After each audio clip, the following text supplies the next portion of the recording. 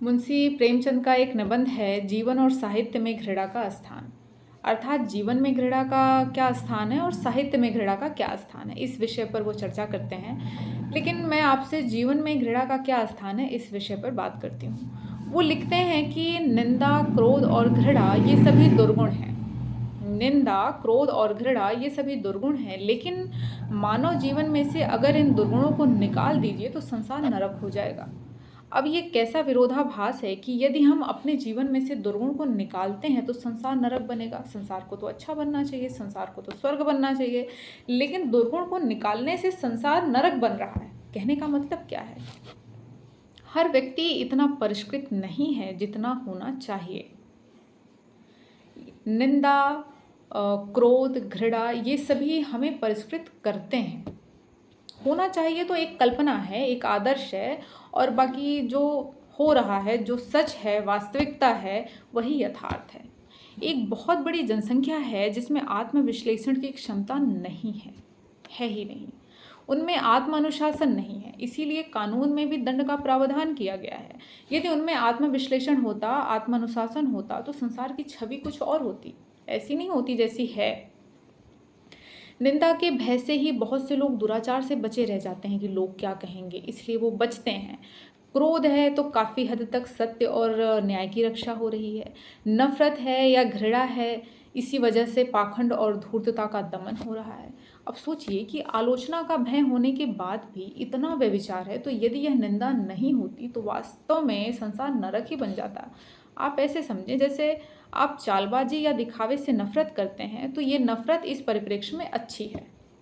जब हम अपने भीतर के किसी भी गुण का दुरुपयोग करना शुरू करते हैं तब वह दुर्गुण बन जाता है। नहीं तो सब तो सामान्य अवस्था में मन के भीतर बैठा हुआ है। जैसे यदि प्रेम को लें, दया को लें, यदि प्रेम के नाम पर व्यभिचार किया जाए तो प्रेम का दुरुपयोग हो रहा है और अब वह प्रेम रहा नहीं। और एक दूसरा उदाहरण लेते हैं कि दया करना तो अच्छी बात है, लेकिन यदि आप किसी नीच व्यक्ति पर हमेशा दया दिखाते रहेंगे तो वह जो व्यक्ति है वह एक दिन अपराधी बन जाएगा। दया करना अच्छा है, लेकिन नीच व्यक्ति के प्रति दया दिखाना घातक हो सकता है। कबीर ने कहा, एक दोहा उन्होंने कहा कि निंदक नियरे राखिए आंगन कुटी छवाए। निंदक हमारे जीवन में कितना जरूरी है।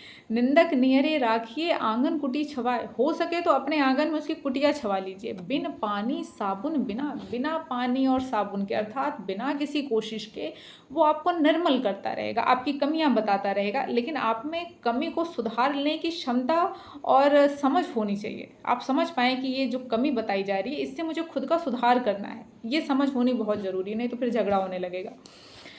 और एक जब कोई भी व्यक्ति जब किसी की झूठी प्रशंसा करता है तो वह व्यक्ति धीरे धीरे अहंकारी और धूर्त बनने लगता है।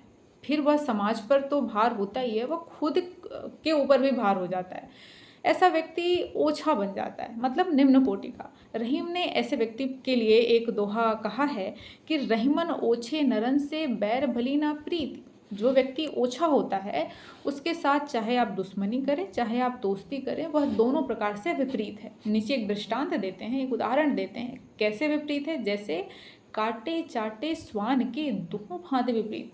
कुत्ता चाहे भौंकते हुए आपको काट ले या आपकी गोद में बैठ करके आपको चाट ले, दोनों प्रकार से वो विष ही फैलाएगा। उसी प्रकार से नीच व्यक्ति होता है। दुश्मनी तो दुश्मनी ही है, लेकिन नीच व्यक्ति के साथ अगर दोस्ती हो जाए तो भी वह घातक ही है। एक कहावत है कि ओछे की प्रीति और बालू की भीति टिकाए नहीं टिकती। ओछे की प्रीति कभी टिकती नहीं है, वो बिन पेंदी का लोटा होता है। कहने का मतलब है कि यदि समाज में प्रशंसा जरूरी है तो निंदा भी जरूरी है।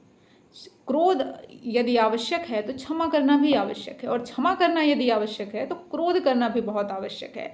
यदि प्रेम जरूरी है तो घृणा भी जरूरी है। बस इन सभी चीज़ों का, जितने भी मन के भाव हैं, इन सभी चीज़ों का उपयोग उचित स्थान पर और उचित मात्रा में होना चाहिए। और यदि उचित मात्रा में हो तो कोई भी गुण दुर्गुण ना बने, बल्कि वो हमारे सहायक होंगे।